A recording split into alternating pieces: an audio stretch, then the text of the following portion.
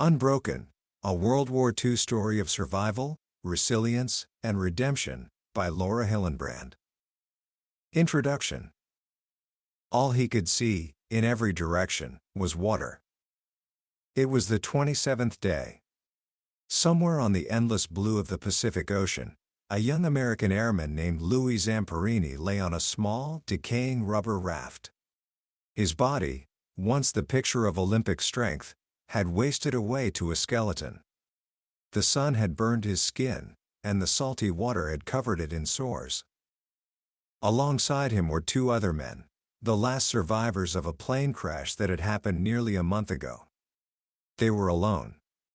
Utterly alone on 64 million square miles of ocean. No one was looking for them anymore. They were, for all intents and purposes, already ghosts.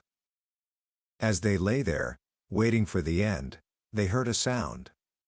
A distant, deep strumming of engines. A plane.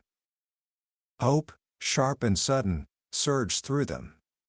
Louis fired a flare into the sky, a desperate red streak against the blue. The plane kept going, disappearing. And just as their hearts sank, the sound returned. The plane circled back. They had been seen. The men waved with arms that were little more than bone and skin. They shouted, their voices thin from thirst. The plane dropped low, sweeping alongside them. Louis could see the dark profiles of the crewmen inside. Rescue was here. And then the world exploded. A ferocious roar, and the water around them boiled. It wasn't a rescue plane. It was a Japanese bomber, and its machine guns were aimed directly at them. What happens in those next few moments, and in the brutal years that follow, is more than just a story of survival. It's a journey into the deepest parts of the human spirit. It asks a question that I think we all carry inside us. When everything is taken from you, what is left? When you are pushed to the absolute limit of your endurance, what makes you fight to live another day? Today, we're going to explore one of the most remarkable true stories ever told, Unbroken, by Laura Hillenbrand. This book has sold millions of copies and has been read by people all over the world, not because it's just a war story, but because it's a story about the profound, almost unbelievable resilience of one man. Laura Hillenbrand, who also wrote the incredible story of Seabiscuit, is a master researcher. She spent 7 years piecing together this account, interviewing Louis Zamperini over 75 times, digging through forgotten archives, and speaking to the men who lived this story alongside him. The result is something breathtaking. By the end of our time together today, you will understand not just what it means to survive, but what it means to be truly, deeply, and spiritually unbroken. This isn't just Louis Zamperini's story. It's a lesson in what you, too, are capable of when faced with the impossible. So let's begin. Book summary. Before he was an Olympian, before he was a soldier, Louis Zamperini was what you might call a professional troublemaker. A one-boy insurgency. Growing up in the small town of Torrance, California, in the 1920s, Louis was a whirlwind of mischief. He was the son of Italian immigrants, a wild child who started smoking at 5, drinking at 8, and stealing anything that wasn't nailed down. If a pie vanished from a windowsill or a keg of beer went missing from a party, everyone in town knew who to blame. His childhood stories almost always ended with the same 4 words, and then I ran like mad. He was clever, he was fearless, and he was completely untamable. His parents, Anthony and Louise, were at their wits' end. Police on the doorstep were a regular occurrence. But there was one person who saw something more in Louis, his older brother, Pete. Pete was everything Louis wasn't. He was popular, responsible, and respected. Everyone, including Louis, looked up to him. And Pete believed, with all his heart, that his wild little brother had something special inside him. He saw Louis' knack for running from trouble and thought, what if he ran toward something instead? So Pete made it his mission to turn Louis into a runner. At first, Louis hated it. He dragged his feet, he complained, he quit. But Pete wouldn't let him. He'd ride his bicycle behind Louis as he trained, whacking him with a stick to keep him going. Louis's first race was a disaster. He finished last, humiliated, and hid under the bleachers. But Pete pushed him to try again. And then, something shifted. Louis started winning. The applause, the praise, the feeling of crossing the finish line first, it was intoxicating. All the energy he had once poured into getting into trouble, he now poured into running. He gave up smoking and drinking. He trained obsessively, running to and from school, running to the beach and back. He'd run into the hills, chasing wild horses, just to feel his body move. He discovered that running gave him a sense of peace he'd never known. The restless, angry boy began to disappear, replaced by a focused, disciplined athlete. And he wasn't just good, he was a phenomenon. They called him the Torrance Tornado. In 1934, at the Southern California Track and Field Championship, Louis ran the mile in 4 minutes and 21.3 seconds, shattering the national high school record, a record that had stood for nearly 2 decades. He was so fast, so smooth, that people began talking about the impossible, the 4-minute mile. At just 17, he was one of the greatest runners in the world. His next goal was audacious, the 1936 Olympics in Berlin. Louis was too young and inexperienced for his signature event, the mile, so he aimed for the 5,000 meters, a much longer, more grueling race. He'd only run it a few times in his life. But at the Olympic trials in New York, during a blistering heat wave that had other athletes collapsing, Louis ran the race of his life. In a dead heat finish with America's greatest distance runner, Don Lash, Louis made the team. At 19, he was the youngest American distance runner to ever qualify for the Olympics. The 1936 Berlin Olympics were a spectacle, orchestrated by Adolf Hitler to showcase his vision of Aryan supremacy. For a kid from Torrance who'd grown up poor, it was a different world. On the ship to Germany, Louis discovered the endless free food and gained 12 pounds in 9 days. In Berlin, Louis knew he didn't have a real shot at a medal against the seasoned Finnish runners who dominated the 5,000 meters. But in the final, something in him ignited. After running in the middle of the pack for most of the race, he thought of something Pete had once told him: a lifetime of glory is worth a moment of pain. With that thought, Louis unleashed a final lap so astonishing that it left the crowd, and even Hitler himself, watching in awe. He ran that last lap in just 56 seconds, a speed unheard of for a distance race. He finished 8th, but his explosive finish was the story of the day.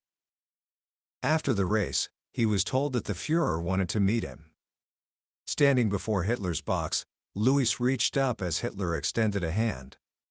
Through an interpreter, Hitler said, "Ah, you're the boy with the fast finish." Louis, ever the troublemaker, celebrated by climbing the Reich Chancellery and stealing a Nazi flag right from under the noses of the guards. The 1936 Olympics were over for him, but he left with a new dream burning in his mind: gold in the 1940 Olympics, to be held in Tokyo. Back in America, at the University of Southern California, Louis was a track and field juggernaut. He was faster, stronger, and more dominant than ever. The 4-minute mile seemed within his grasp. The world was at his feet. But the world was also tilting toward war. In 1937, Japan invaded China. In 1939, Hitler invaded Poland. The 1940 Olympics were canceled. Louis was adrift. The singular focus of his life had vanished. For the first time since he'd started running, he didn't know where he was headed. Like so many young men of his generation, his path led him to war. Despite a deep-seated fear of flying that stemmed from a flight he took as a child, Louis joined the Army Air Corps.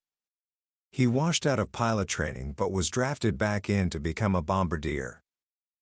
He was assigned to a crew led by a quiet, steady pilot named Russell Allen Phillips, whom everyone called Phil. They were assigned to fly the B-24 Liberator, a plane so clumsy and prone to mechanical failure that its crews grimly called it the flying coffin. In October of 1942, Louis, Phil, and their crew flew their B-24, which they'd named Superman, across the Pacific to Hawaii. The war for them had begun. Their first taste of combat was a daring Christmas raid on the Japanese-held Wake Atoll. The mission was a success, and the men felt cocky. But the reality of their new life was brutal and unforgiving. In the Pacific Theater, for every plane lost in combat, 6 were lost in accidents. The B-24 was a notoriously difficult plane to fly, especially when it came to ditching in the ocean. Its high wings and fragile bomb bay doors meant that if it hit the water, it was likely to break apart and sink instantly. The men all knew the statistics. They all knew friends who had vanished on routine flights, swallowed by the vast, empty ocean. In April 1943, during a bombing raid on the island of Nauru, Superman was savaged by Japanese Zero fighters and anti-aircraft fire. The plane was shredded, with nearly 600 holes in its skin. Half the crew was wounded, and one man, Harry Brooks, was killed.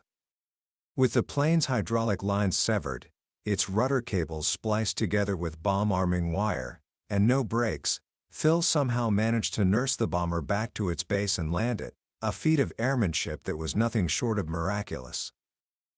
The crew was shattered. Their beloved plane was destroyed. They were given a new plane, a beat-up B-24 that had been cannibalized for parts.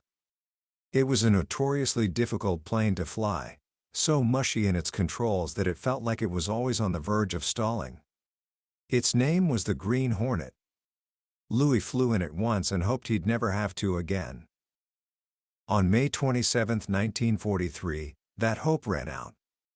A plane had gone down near Palmyra Atoll, and a search mission was being mounted. The only available plane was the Green Hornet. Louis, Phil, and their crew were reluctant, but they had their orders. Just before leaving, Louis scribbled a note and left it on his footlocker. "If we're not back in a week, help yourself to the booze." Several hours into the search, hundreds of miles from land, one of the Green Hornet's left side engines sputtered and died. The plane tipped and began to fall. As the crew scrambled to feather the dead engine to reduce drag, the engineer, in a moment of panic, hit the wrong button. He feathered the other left side engine. With both engines on one side dead, the plane was doomed. It rolled into a spiral and plunged toward the ocean. Phil's last words over the interphone were calm and final. "Prepare to crash." Louis scrambled toward his crash station, pulling a life raft in front of him as a cushion. He pushed his head into his chest, and in the last instant before impact, a single thought throbbed in his mind: nobody's going to live through this. The crash was a cataclysm of breaking metal and rushing water. Louis was thrown forward, and then felt himself being pulled deep, deep underwater, tangled in a spaghetti of wires that had snapped loose when the plane broke apart. He thrashed against them but was hopelessly ensnared. His lungs burned. The pressure built. The world faded to black. He passed out. He woke in total darkness, still sinking inside the fuselage. He was swallowing salt water, tasting blood and fuel.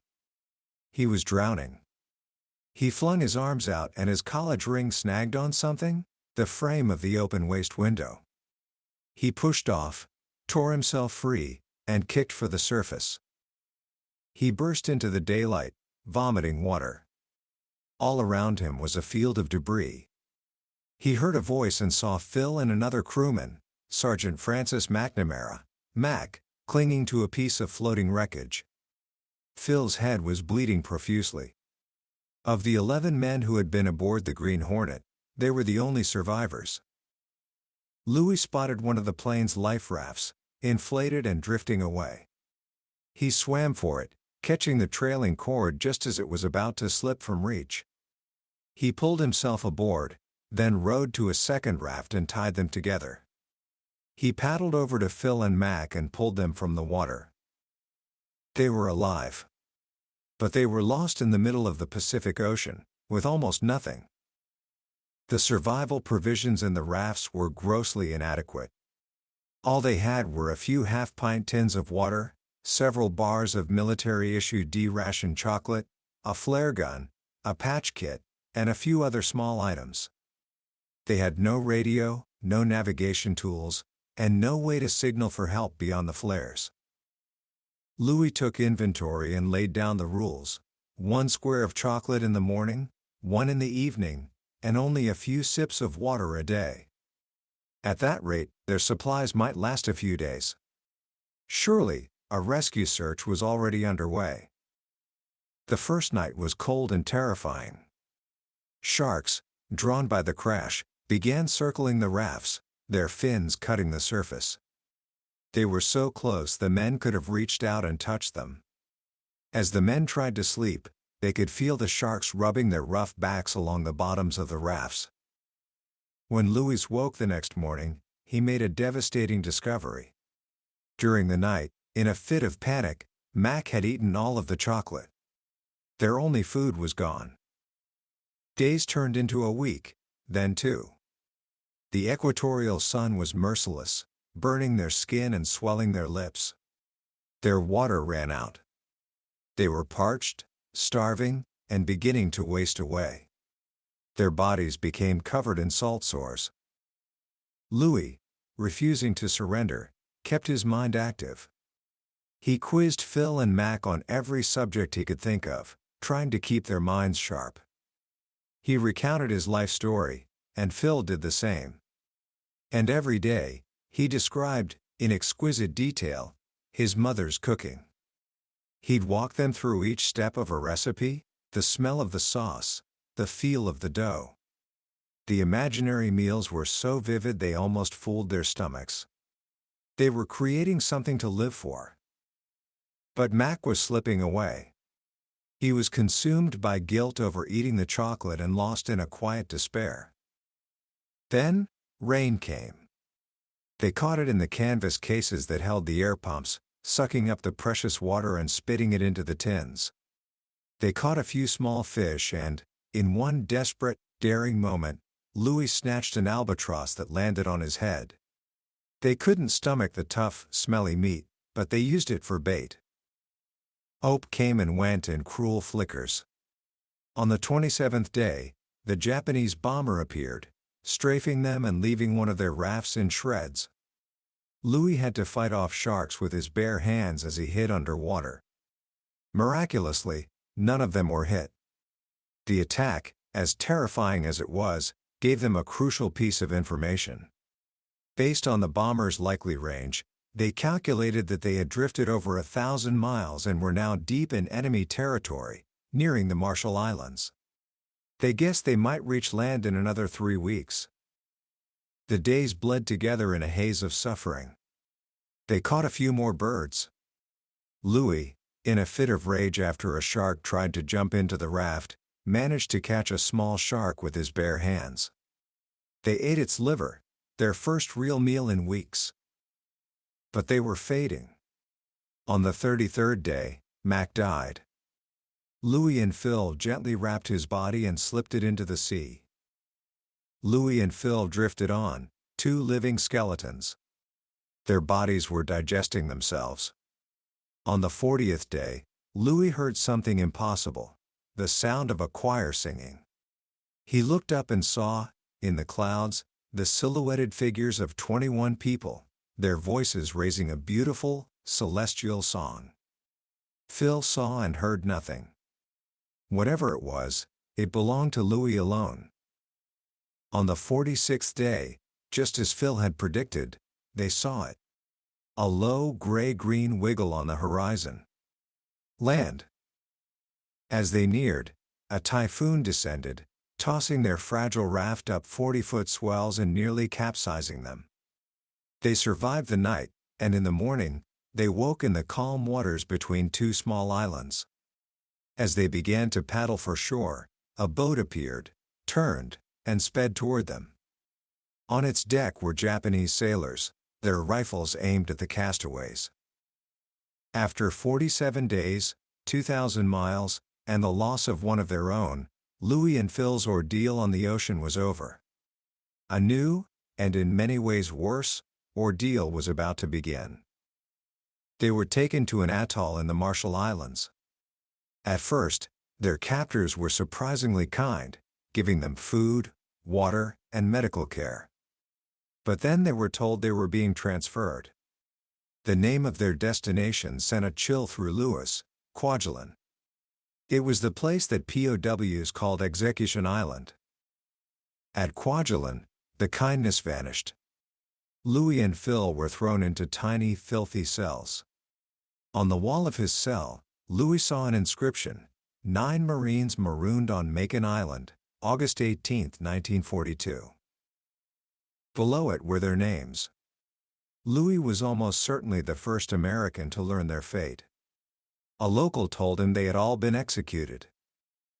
For 42 days, Louis and Phil endured a nightmare of starvation, beatings, and medical experiments. They were given only a few ounces of food and a couple of sips of water a day. Guards taunted them, spat on them, and threw scalding water in their faces. Louis, suffering from severe dysentery, withered away. He carved his name on the wall next to those of the dead Marines. He looked at his own body and thought, "All I see is a dead body breathing." He believed he was going to die there. But the Japanese had other plans for him. Because he was a famous Olympian, they saw him as a valuable propaganda tool. Instead of executing him, they sent him and Phil on a long ship journey to Japan. They arrived at a secret interrogation center near Yokohama called Ofuna. It wasn't a POW camp, so the rules of the Geneva Convention didn't apply. Here, prisoners were unarmed combatants with no rights at all. They were held in solitary confinement, forbidden to speak, and subjected to relentless psychological and physical torment. But in the oppressive silence of Ofuna, Louis discovered a humming underground of defiance. Prisoners whispered to each other, passed notes, and communicated in Morse code, tapping on the walls of their cells. They gave the guards mocking nicknames and found small ways to sabotage their captors and reclaim their dignity. Louis was reunited with men he knew, including Commander John Fitzgerald and a brilliant Marine officer named William Harris. But one day, he was called into an office and came face to face with a friend from his college days, Jimmy Sasaki. Sasaki, who Louis now learned was the head interrogator, seemed to protect him from the worst of the interrogations. Louis never understood why. After a year at Ofuna, Louis was transferred to a POW camp in Tokyo Bay called Amori. As he stood at the gate on his first day, he was confronted by a Japanese corporal. He was a handsome, powerfully built man with a cruel twist to his lips and a chilling wrongness in his eyes. His name was Mutsuhiro Watanabe. The prisoners called him the Bird. The Bird was a sadist of the purest form, a man who found sexual gratification in inflicting pain. He was also consumed by a furious resentment of officers, and he singled out Louis, an officer and a famous Olympian, for special persecution. For the next year, the Bird dedicated himself to breaking Louis Zamperini.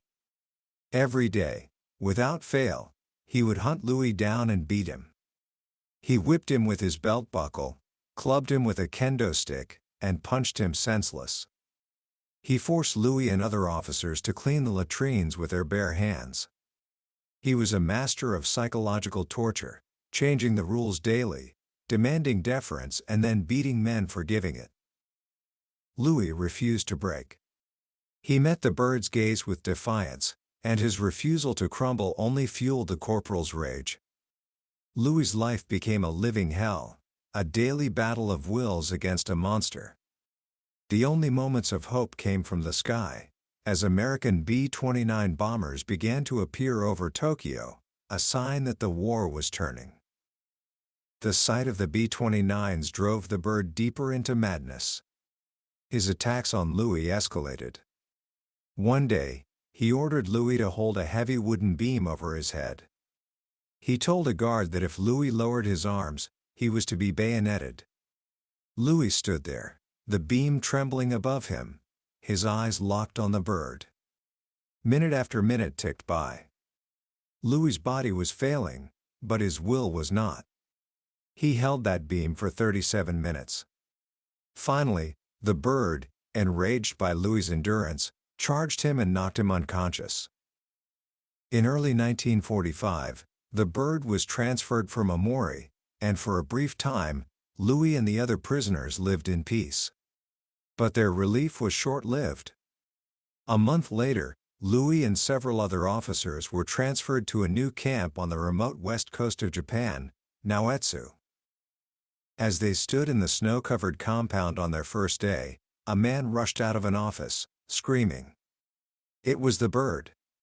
He had engineered their transfer to have them under his power once again. At Naoetsu, one of the most brutal camps in Japan, the bird's sadism reached its peak. Louis and the other officers were forced into slave labor, hauling coal on barges. Louis, already sick and starving, was injured when a guard pushed him off a ramp. The bird then punished him by making him clean the pigsty with his bare hands. He told Louis that if the camp's sickly goat died, he would die too. The beatings were constant and savage. One day, the bird forced every enlisted man in camp, more than 200 of them, to punch Louis and other officers in the face, one by one. Louis was beaten unconscious. He was wasting away from dysentery and beriberi, his body covered in sores, his spirit fraying. He and a group of officers, convinced they were all going to be killed, hatched a plot to murder the bird, tie him to a rock, and throw him in the river. But before they could act, the war came to its sudden, staggering end. On August 6, 1945, an American B-29 dropped an atomic bomb on Hiroshima. On August 9, another destroyed Nagasaki. On August 15, the Emperor announced Japan's surrender. At Naoetsu, the guards kept the news from the prisoners for 5 more days. They were likely awaiting orders on whether to carry out the kill-all decree, a standing order to execute all POWs in the event of an invasion or surrender. But on August 20, an American plane flew over the camp, blinking a message in Morse code, "The war is over." The camp erupted. Men ran naked from the river, screaming and crying. They tore down the fences. They were free. The bird, in that moment of chaos, stripped off his uniform, slipped into the countryside, and vanished. Days later, Louis and the other survivors were put on a train and taken to Yokohama. As he stepped onto the platform, he was greeted by American Red Cross nurses.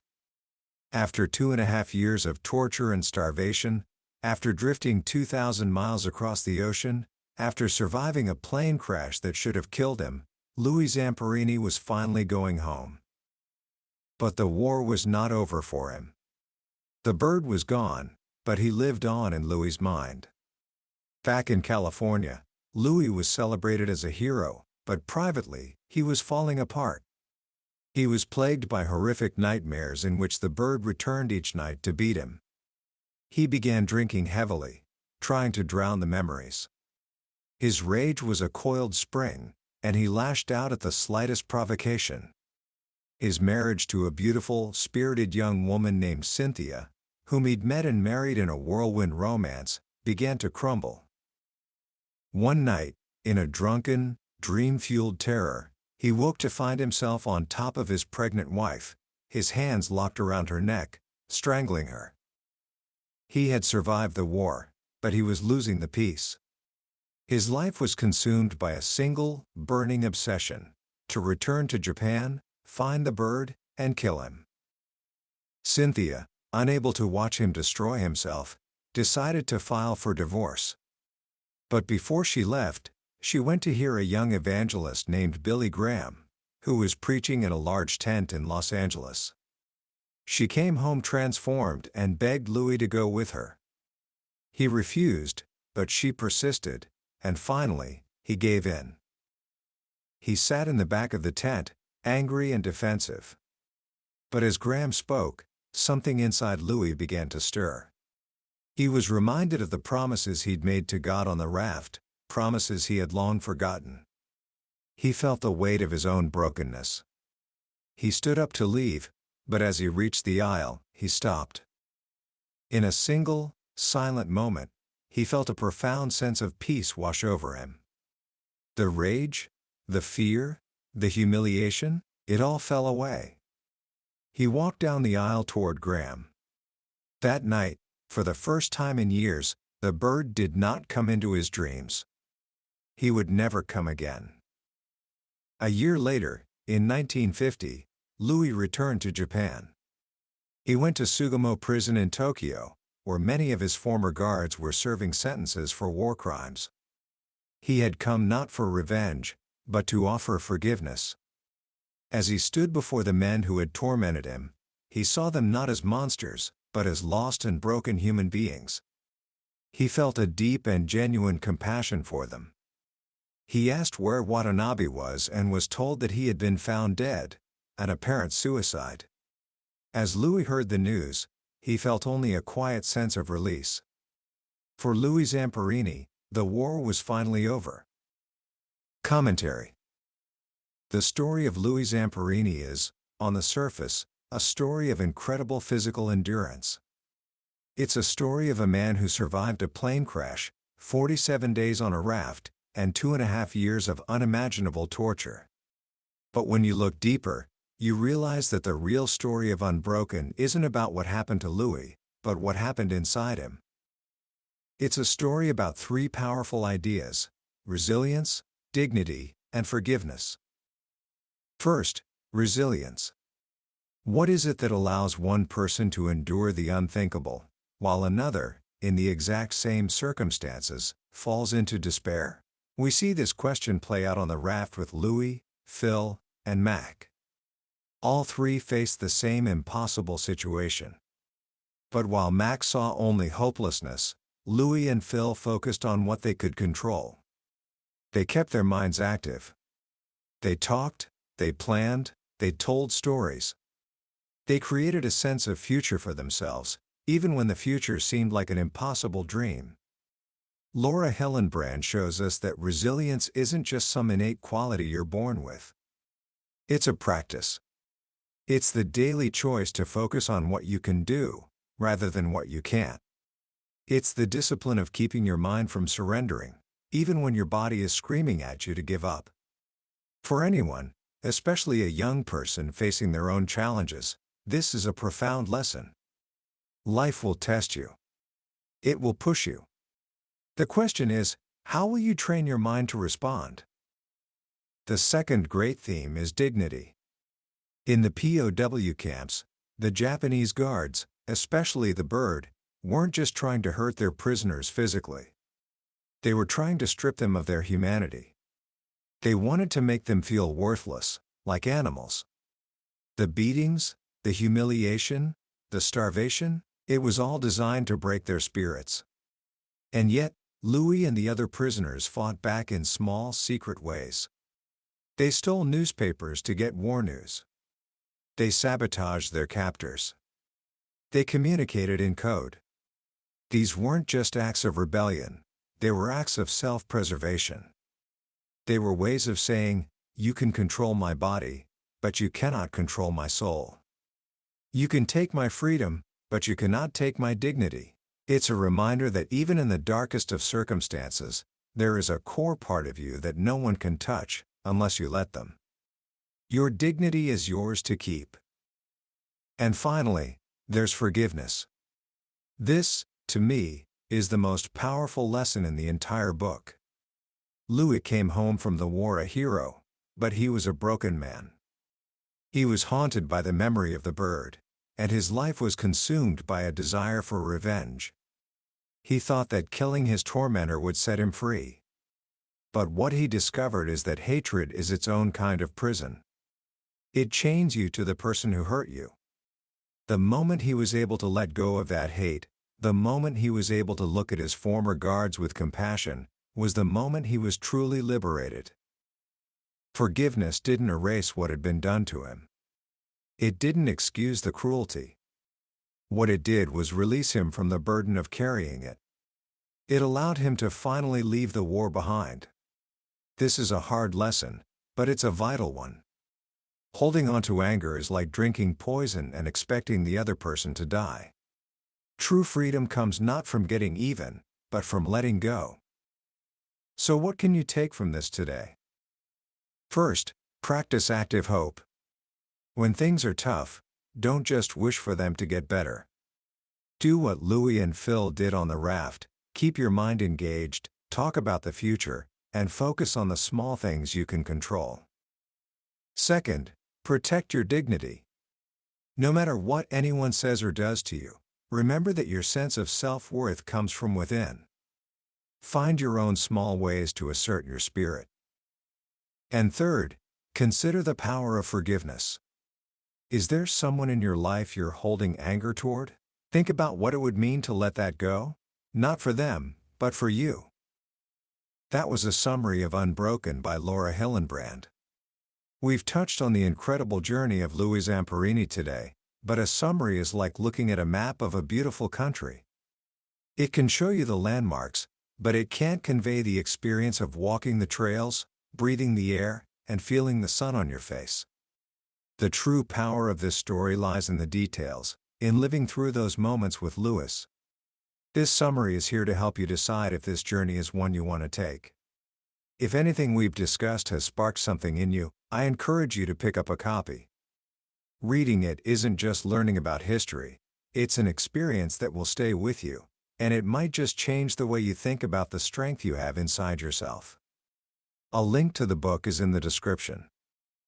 Also, if you found this summary valuable, please hit that like button and subscribe to the channel. It lets us know we're on the right track and ensures you won't miss our next exploration of another life-changing book. Let's keep growing together.